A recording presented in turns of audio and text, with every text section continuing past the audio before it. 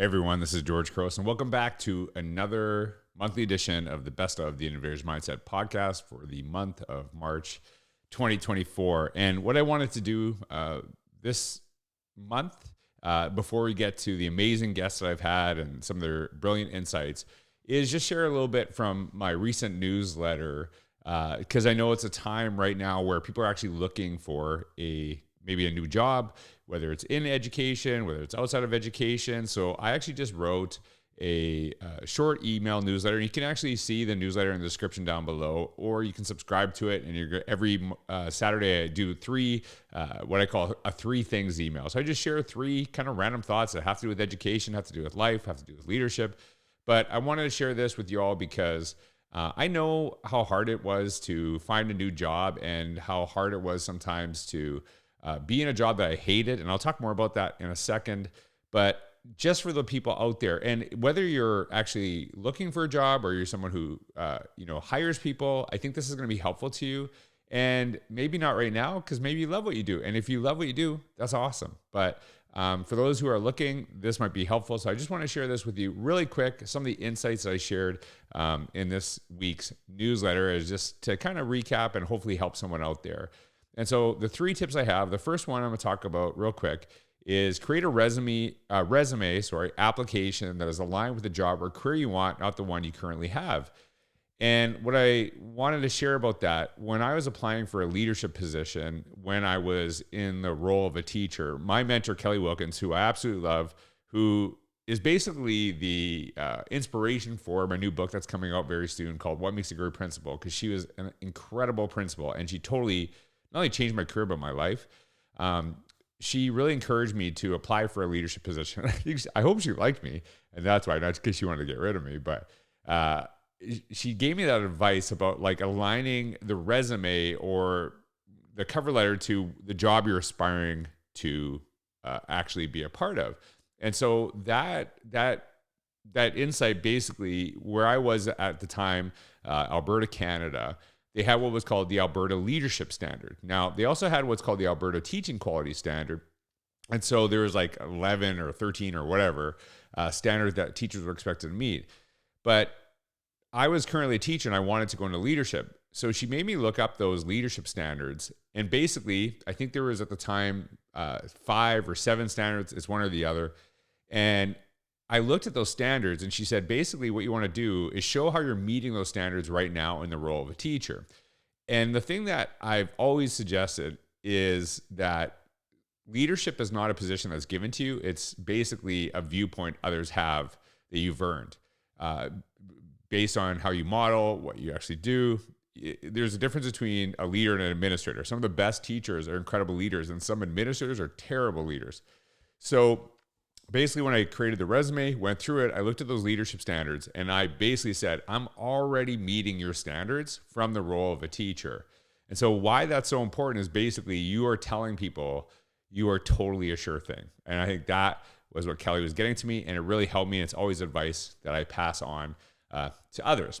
The second one is research where you want to go and highlight their work and how it aligns with yours. I still do this.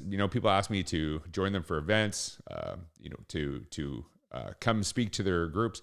And typically what I do is I look up, what their vision and their mission is. And I look at their strategic plans, all that other stuff. And then I kind of think about like, how would I actually help benefit them? And the thing that I think is really important for me is I don't want to just go into a place and I do my thing, they do their thing, because that's just totally disjointed. What I really want to do is to kind of highlight what they're doing and bring out the best and help further the mission of the organization. And it's the same thing when you're applying for a job. What are the skills and talents that you have that would actually really kind of bring out where that school, that organization, that business, where they're trying to go? And so I think that's a really powerful way to kind of let people know that you're actually interested in this in a way that you went and did some research, connected, but you're also aligning your standards, because you might go, like, I'll be honest with you, I've looked at some places, I'm like, you know what? This is what I'm doing right now and what they're trying to achieve. I don't think I'm the person for them.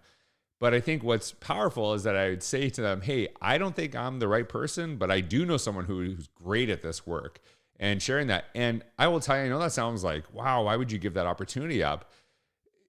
When I actually suggest people because I don't think I'm the best fit, that always comes back to benefit me, whether it's the person I suggested or the organization that says like, hey, this guy's not just messing around. And I think that's a really important thing, because sometimes when you do research, you might find that, oh, maybe I'm not the best person, or honestly, maybe I don't want to be here. This is maybe not where I want to be. And so I think doing that research and then finding, what you're really good at, aligning, it can be really, really powerful. And so the last one that I shared in this newsletter, and then, by the way, the newsletter is going to be a little bit different when I'm sharing, because I'm not reading, I'm just reading the points and kind of just going off the top of my head. So the third one is focus on a few of your strengths and try to relate them to how they would benefit the new role organization. What I mean by this is, what are you really good at? What are you aiming to do? So in the second point, I talked about like researching the organization, where they want to go. But this is more about, who are you? Like, do you know you? And what I wanted to kind of suggest to people when they're doing this, what is the thing you're really good at, and how do you keep kind of bringing it back to that answer, right? How do you kind of keep making sure that people see your strengths, what you'll bring to this organization? Because when we have those kind of rapid fire conversations, you might not know the questions, and I think that's a terrible interview process. I remember when I got interviewed, I was actually given a list of things that they were kind of looking at, and gave me some time to think about it and said like, hey, highlight 5 points that you want to do, and let me just kind of talk. It was a really interesting process. But when you don't know the questions, when you are kind of being sidetracked, which again, terrible interview process in the sense that when do we actually just like surprise people with questions? We give them time to prepare, give them time to think, but not in the interview. We just like, surprise. Not a good process. So the reason that we don't necessarily know those questions, why you should research yourself, is kind of have in the back of your head, like, what do I want to make sure that I highlight? Maybe they don't ask the certain questions that I'm expecting, but even if they don't, can I come back to this? Now, I think this is really important. Politicians do this, and it drives me bonkers. Yeah, I said bonkers. That's right. It drives me bonkers in the sense that they sometimes are asked questions, and then they just say what they want to say, and they totally disregard the question. I'm not telling you to do that. What I am saying to you is to think about, what are your strengths, and think of the question. Take some time. Take like a moment. When you get the question, you don't have to spit, answers right away. Just think about this and think about, why does this matter? Like, think about, what's my strength? How do I tie it into this? And then just kind of take a second. Make sure you answer the question, but also don't forget to highlight yourself. And if you feel you're bragging, that's the point. It's an interview. You're applying for a job.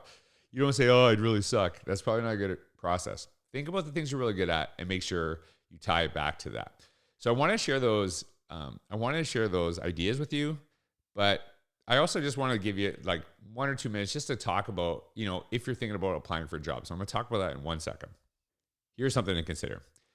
You don't have to love what you do, but what you do shouldn't make you miserable. That's something that's really important to me. And I don't think that everyone has to find a passion in their career. It's such a blessing. I love what I do. I really do. And I know what a blessing it is. But some people, their job is not that important to them. It's a way to, have a life that they want outside of their career. And that's totally fine. And so that's why I really think that you honestly don't have to love what you do. It's great if you do, but I do know what you do should not make you miserable.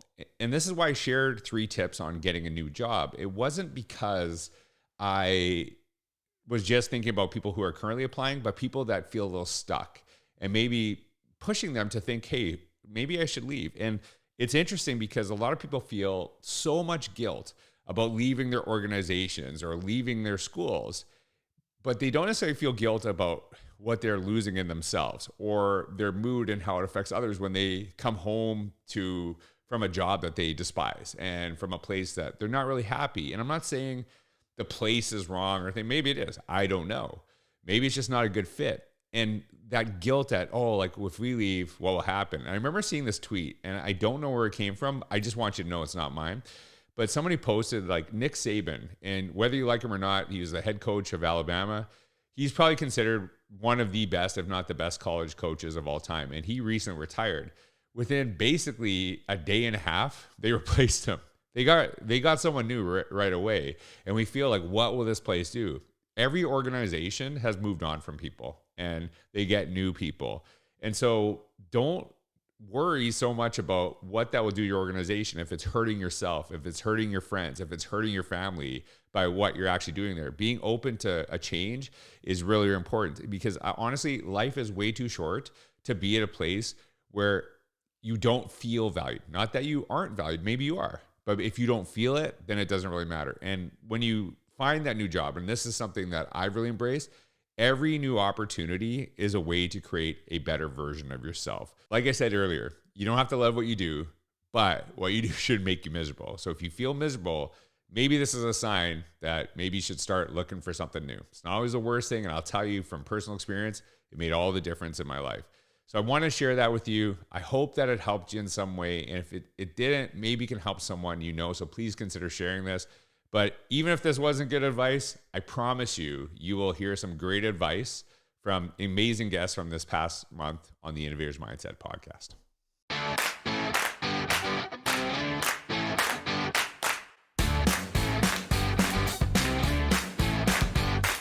This is the big topic in, I don't want to say education, I want to say the world, because it is artificial intelligence. I'm watching, yes. I was just actually right before I talked to you, I was watching, I can't remember his name, but he's so, it's maybe Marcus Brownlee.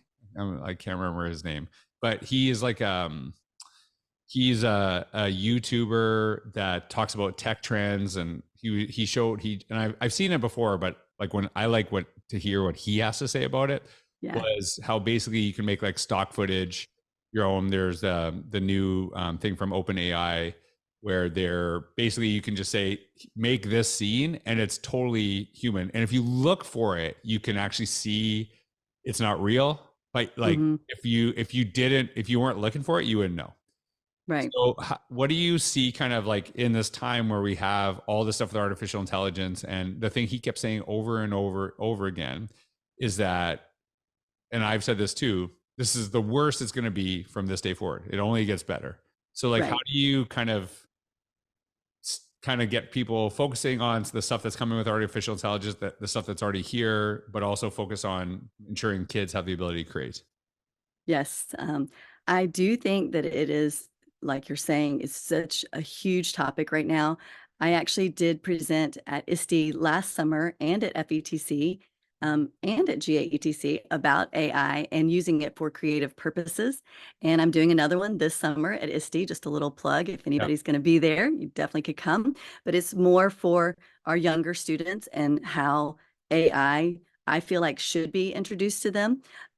With me, I've done it with 3rd, 4th, and 5th grade, and I've used Adobe Express.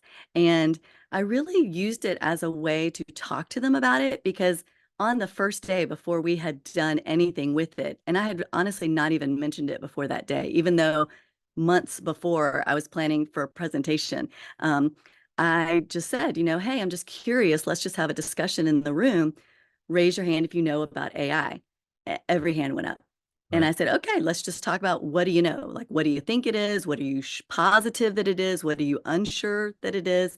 And we just had this great discussion, and it was really just cool. Like, I loved it. I felt like it was a great time for me to connect with my students.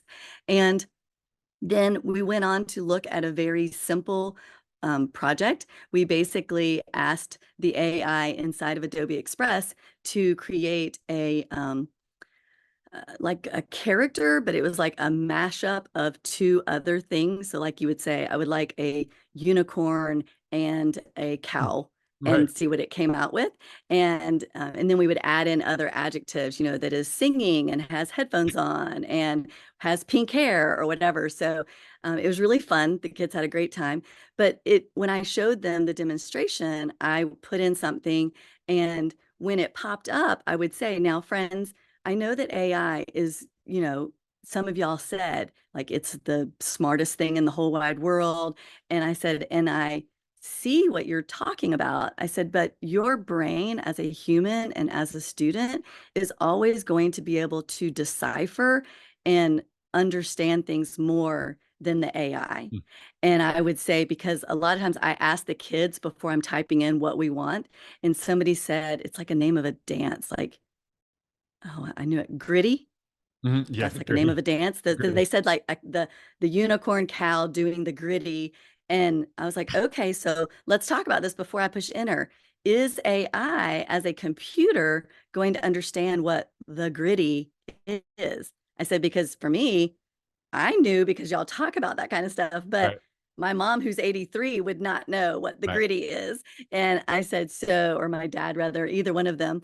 And I said, they would think like sandpaper, like it's gritty. right, And right. I said, so what's AI going to think? And so having us be able to talk about those things in their mind, they were like, oh, I get it. Like I have to say something like doing a dance, or like you can't use these words that are just, words Right. that Did it know? I gotta know. Did it know what the it gritty did was? not. It did not. It Oh did wow. not know what the gritty was. And we then have tried other things to see, like, and I say to them, I'm like, just try it out and see if it'll know. I don't know. Mhm, I'm guessing that it will not. But, that was a great learning time. And I mhm. felt like with students, if we don't talk about it and we just try to push it under the rug, they're going to go find out on their own. Right. I would rather, as an educator, have them find out the educational way to use it correctly than just to go and start just having it write all their papers for them, Mhm. instead of teaching them to write their paper and then maybe take sections and put it in or proofread it that way.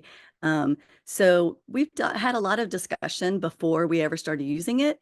And I will also say that my students, I would also say, when it would come back with the picture, sometimes because it's just grabbing images from the internet and smushing them together, it would be, their unicorn cow would have 8 legs, or some random like 7 legs, some random number. And I would always say, if that's what you're looking for, then okay. But typically that's probably not what you're looking for. Right. And so it give them the chance to really look at what was being brought up with just pictures, Hmm. and being able to decide, okay, is that what I had in my head before I put it in there? Is that what I was kind of looking for? And if not, going back and putting in more words or changing their prompt, so to speak. So I really loved all of those aspects with using it with my students.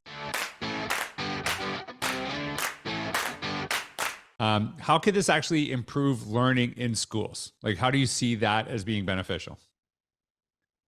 Unleashes the individual power that each of us has. And what I mean by that is it is easy to get into a school district, get into a field and become part of groupthink.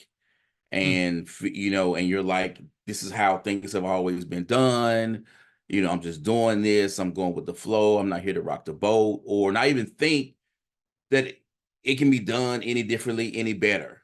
Hmm. And when you become an entrepreneur and you are sharing your ideas to a bigger audience, and you are you're tapping into your creativity, your risk taking, you're thinking about solutions, that fuels you, that changes your mindset, right? And with that change in mindset comes a new way of thinking, a new way of doing, where you are not limited or constrained by that group thing. You're not inside that box. You're not beholden to old ideas and old ways of doing, but you're really thinking about, how can I do this differently? How can I do this better? And so when you have that mindset, uh, you can then bring that back into your classroom and figure out different ways. How do I engage my kids differently? How do I take these tools and use these in different ways to reimagine what I'm doing in my classroom? If you're leading teachers, how can I tap into their strengths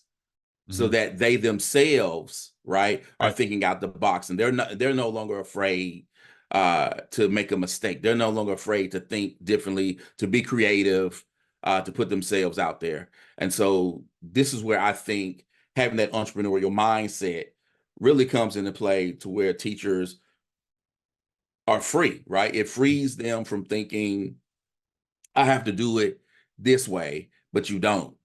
right? You create your own avenues, your own lanes. You can do all of these things that will allow you to be a better person.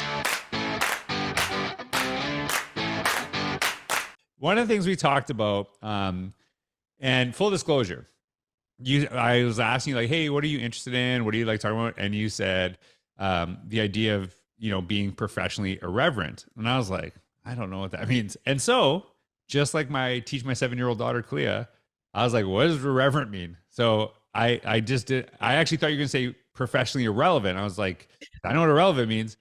And so I like Googled it and I was like, well, irreverent kind of means disrespectful, like can be a little bit disrespectful. And you're like, no, it's professional. There's a difference here when I talk about professionally.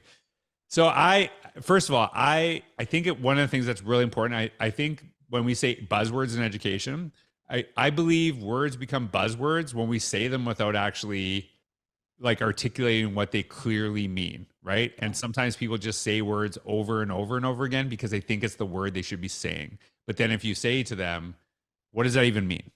And then they can't tell you, that's when it becomes a buzzword. So I just asked you, and I loved what you shared. So talk a little bit about what it means to be professionally irreverent and why it's so important. I actually, in full disclosure, asked Sarah, I loved it so much.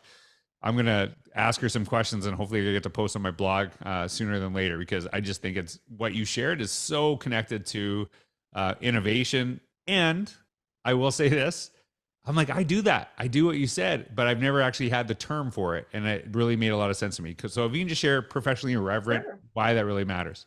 Yeah, I mean, I think let me start by saying what it isn't, right? So it's not about saying anything you want. It's not about being disagreeable. It's not about pushing back for the sake of pushing or being critical. So being professionally irreverent is being deliberate about not just going along to go along. So there's sort of three things that to me characterize being professionally irreverent. One is asking a lot of questions, right? Because I'm the kind of person, it needs to make sense for me to sort of get on board. And so it's being comfortable to ask questions about why certain choices are being made or why certain decisions, and have we thought about this and have we thought about that? And so creating a space where we can question decisions, approaches, all of those things to me is number one. And I think if you're in a room where people aren't asking questions, that to me is worrisome. So I really think you have to be in a space where you push into this space of asking questions. The second thing I would say is it's a posture of always trying to make things better. So it's sort of almost a compulsion of mine that I can't ever leave something alone. If I touch it, I have to try to improve it. Right. And so to me, being a professionally irreverent is pausing to say, does this still work? Pausing to say, is this approach, does this serve our goal? I love, one of the people who work with me know I'm always saying is, what is the problem we are trying to solve?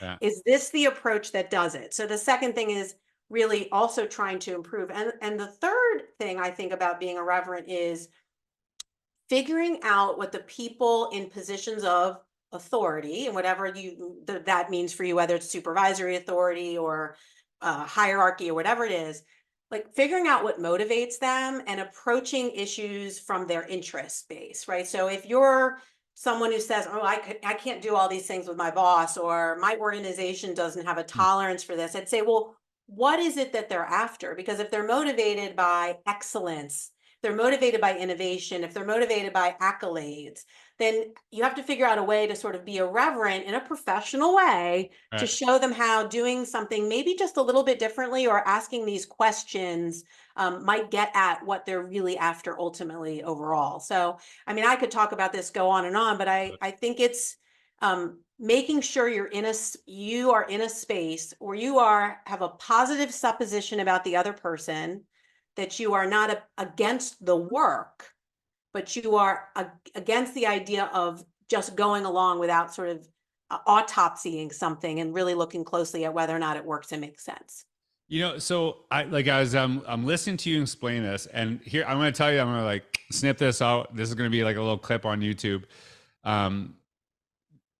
The three things I absolutely love, and I'm like listening, and how do I do this too? Like, how do I do this? And so I come into an organization, and immediately, because they're bringing me in, they're like, oh, this guy's the expert, blah, blah, blah, which I don't think this at all. I actually say, like, I'm just someone here sharing ideas, and I'm talking to the experts right now. And so your role is to kind of figure out how what I'm saying makes sense to you and how it applies to your context. And you figure this out. I'm not telling you how to teach. I'm not telling you how to do your job, because that's not my role. But at the end of my talk, and I usually have this space where I really get personalized learning, is I share, I'm like, okay, here's what I need from you. What are your questions? What are your ideas? And what are your challenges? So here's what I'm asking you. Do not challenge me at the end of the day in the parking lot with your friends when I'm not there. Do that in the room. Challenge me here. So, because I don't know if I'm right. And I don't know, maybe I said something wrong. Maybe I wasn't clear enough, but challenge me in this space. And people are like a little thrown off that I'm like actually outright asking for it. But it's the same thing, is that I want to get better. Like, I want to get better. And I want to make sure. And a lot of those conversations I've had in those have changed things I've done in the future. And I think people appreciate that, because I am open to that as well. But there's another reason I do that too, is I'm trying to model to the administrators, because I know you and I know we never talked about this, but I'm going to bet you'd agree with me. Not all administrators are leaders. And, you know, like, administrators are a role, leader is something that is like, you earn that, right? And I'm trying to model to those administrators how important it is to create a space where you can be challenged, even though you are deemed as knowing stuff. I guess I don't want to say being an expert, but whatever. And so how is there ways that you, maybe like one or two ways that you can create a space where administrators, because I guarantee you someone's listening to this and they're saying, that's awesome, but my admin's not going to be like this. So for the administrators who are listening to this, what do you do to help them create that space where that is? Because the thing I do know about administrators, they want their school to be better. They want to be better. But are they open to that? If you're not going to get better. After playing at every level, high school, Division I college, the NBA, international basketball, semi-pro basketball in the CBA, Continental Basketball Association, playing all over the world. And now at 32 years old, after all that, you're a failure. Really? What I'm going to do? I'm going to prove to the world that I'm not a failure, and I'm going back to college, and I'm going to overcome this illiteracy, and I'm going to show the whole world that anybody can do this if they put their mind to it and apply themselves to get it done. Don't look for and make excuses. Oh, college costs too much money and all of this and all that to not do the work, to justify within yourself not to do the work. I didn't look for any excuses. I've made 5 vows that I stuck with that caused me to graduate. Never ever skip a class. Sit front and center of every classroom and listen to that instructor and take notes. Turn in every single assignment on time and complete and type if you had time to type it. And now they didn't have computers when I was in school. You got no excuse now.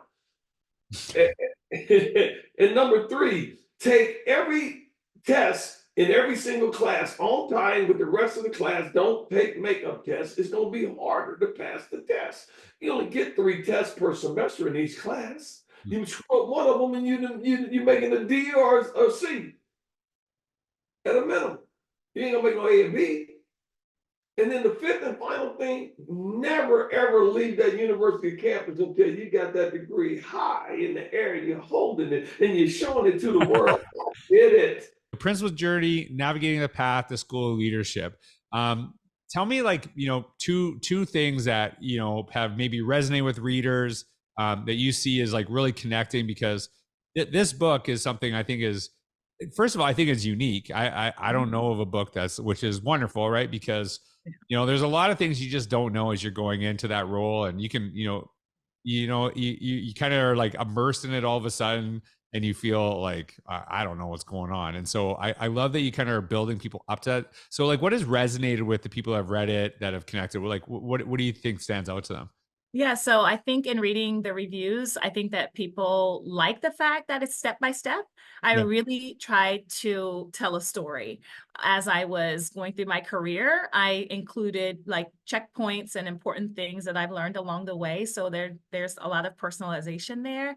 But also the fact that the readers, after every chapter, have time and space to reflect and actually answer questions that are related to each chapter that's personalized for them. So it becomes almost like a diary. So I Right. think that's a very special part of the book that in the future people can look back and say, wow, these were some of the things I was working on, and now they're coming to fruition. So I definitely think that those are the two aspects that I hear the most about, that people like the personalized stories and they like the personalization for themselves.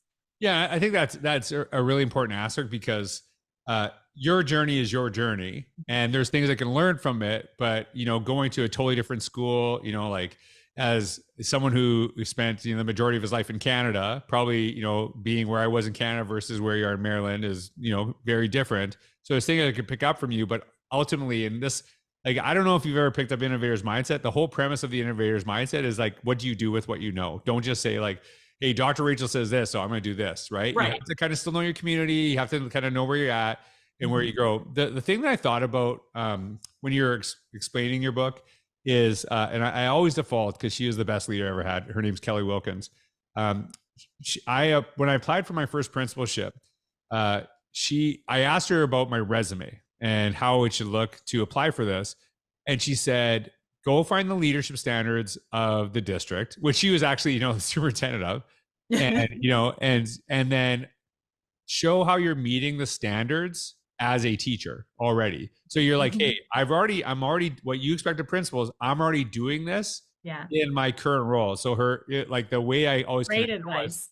was actually like dress to the job you want, not the job you have. That's like how I always kind of thought about that. Yeah. And so like you even mentioned some of like the logistical, like even cover letters and things like that. Like, so like, what are like one or two takeaways like of that, of some of that, just kind of getting the job in the first place? Like what do you talk about with the book? So for the cover letters, I talk about researching the district, knowing what is the vision and mission of the districts that you are applying to. We know that many people may apply to more than one district. So what may be appropriate for one district may not be appropriate for another. So we have to know that. I also talk about making sure your resume is updated.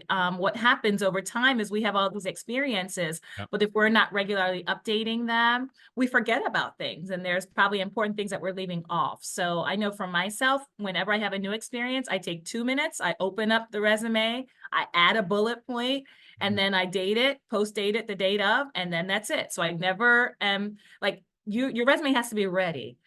That's what I just say. So if someone asks me today, can you provide an updated resume? Yes, it's right here. I don't have to spend time making it because I have been updating it along the way. So that's part of the advice that I give to the readers. Connected to the work that I did with Teacher Perseverance is I, interviewed over 40 teachers who were 15 years or more into education consecutively. And I thought they were doing me a favor, right? Like I thought, thank you so much for taking the time during fall of 2020. We all know how that was going. And I just kept saying, thank you. And what was so surprising to me, to answer the question, was they were the ones thanking me. They were like, thank you for giving us a voice, and thank you for letting us share our story.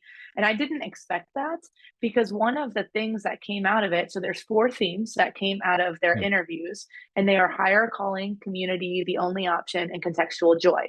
And those are fleshed out through their narratives, through their, quotes, through their storytelling, all of that.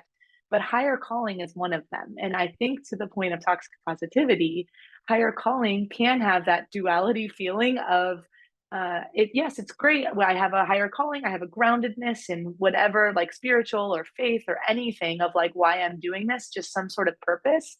But people might say, teaching is a higher calling, so therefore it's okay that we treat you this way, right? Like, because it's a higher calling, and so we can pay you this, or we can, do these things. And that's not okay, right? There are still boundaries that need to happen where we can make systems better for people. And it can also be a higher calling. I just think it's not a but, it's not a either or, it's just an and, right? It can be a higher calling, and we can also treat you better and understand that education needs to be fixed and changed and updated and helped in a lot of ways. But it doesn't just exclude the higher calling from existing, and the fact that we can focus on the positives and the legacy work that teachers have, and the fact that we really do make a difference in all fields because of the work that educators do. And so it's just the mindset change of not saying it's all good or all positive. I certainly shared some of the struggles of some of the teachers' journeys, including my own. It reads part narrative on my own story. But there is a focus on the positive bend because it is incredible. We get to impact people every single day. And I love that that is ultimately the work we are doing, is being in the business of growing people. And that is, to me, more meaningful than anything else.